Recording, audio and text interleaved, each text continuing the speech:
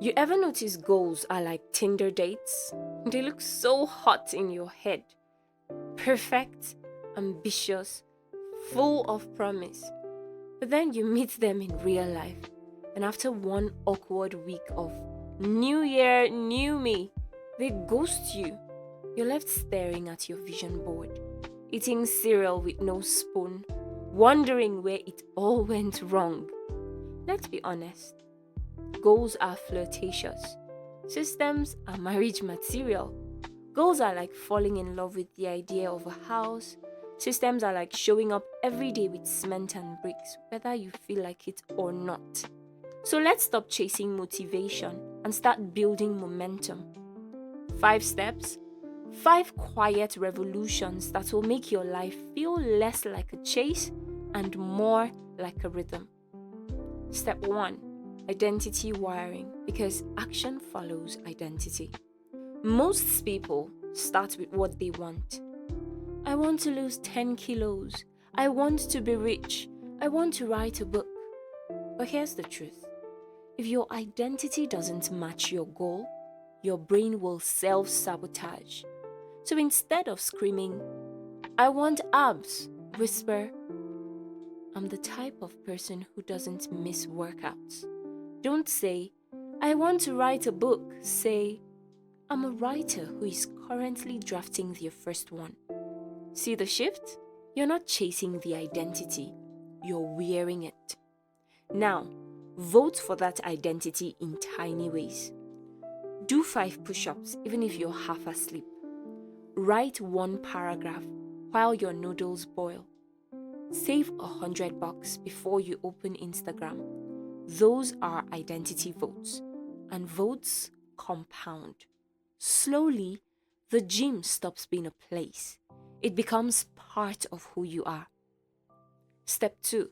Friction plumbing, because willpower is overrated. Do you know that I once spent a huge amount of money on airport nachos because the salad bar was 200 meters away? 200 meters. I could have walked there.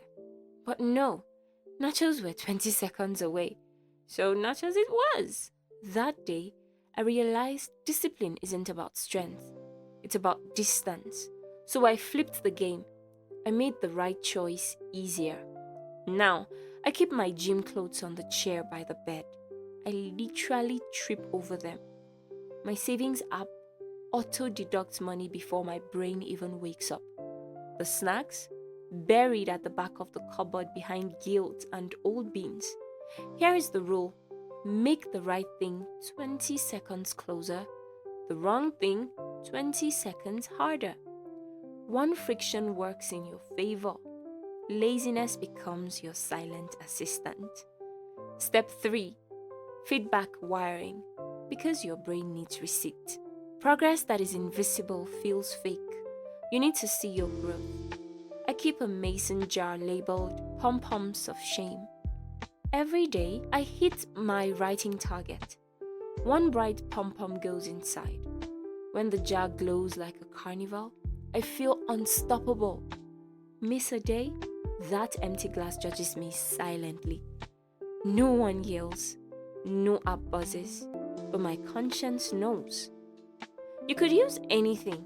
A calendar with giant red X's, a glass jar of coins, sticky notes lined up on your wall. Feedback transforms habits into dopamine loops. It's not about the pom-pom, it's about proof.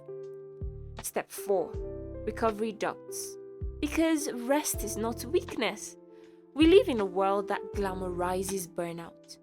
Everyone is hustling, grinding, tweeting about their 4 a.m. routine like insomnia is a personality trait. But here's the truth. If you don't schedule recovery, your body will schedule it for you. Through headaches, snapping at people, suddenly crying at nothing. So I have what I call 0 rule Sundays. On those days, I do whatever I want. I eat chocolate, watch anime, ignore emails, and because I planned it, it's not a relapse, it's a reset. The irony? The more I rest on purpose, the more consistent I become. Recovery is part of the system, not an escape from it. Step 5. Upgrade loops, because habits need evolution. After 30 days, your brain gets bored. That is natural. So to treat your system like software, update it monthly. Ask yourself 3 questions. What felt too easy? Double it.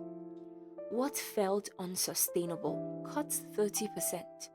What felt boring? Add one new twist. If gym routines get dull, try dancing.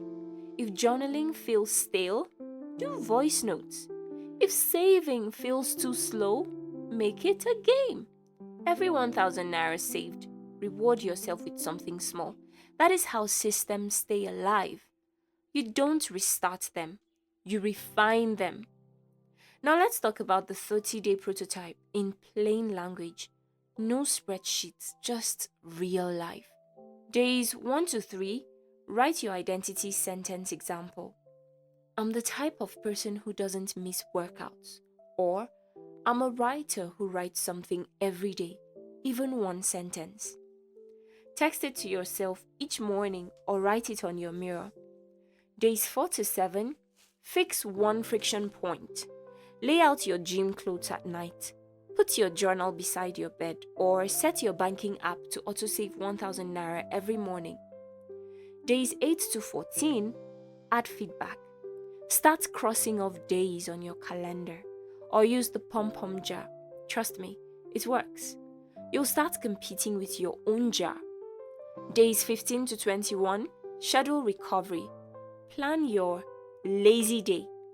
Watch a movie, take a walk, eat something sweet. Guilt-free, it's your system's breathing day. Days 22 to 30, upgrade. Look at what worked and what didn't. Maybe you realize 5 push-ups became easy. Make it 10. Maybe journaling every night is too much. Switch to 3 nights a week. Tweak, don't quit. By the end of 30 days, you'll notice something strange. You won't be chasing goals anymore. You'll become the kind of person who naturally does the things your goals require. That is the power of systems. Goals are postcards from your imagination. Systems are the engine that actually mails them. Stop decorating the vision board. Start pouring the foundation. Because you don't rise to the level of your goals. You fall to the level of your systems. Foundation first, postcard second. Build once, live inside it forever.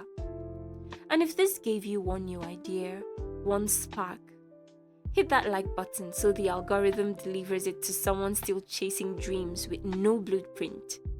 I'll see you in the next one. Thanks for watching.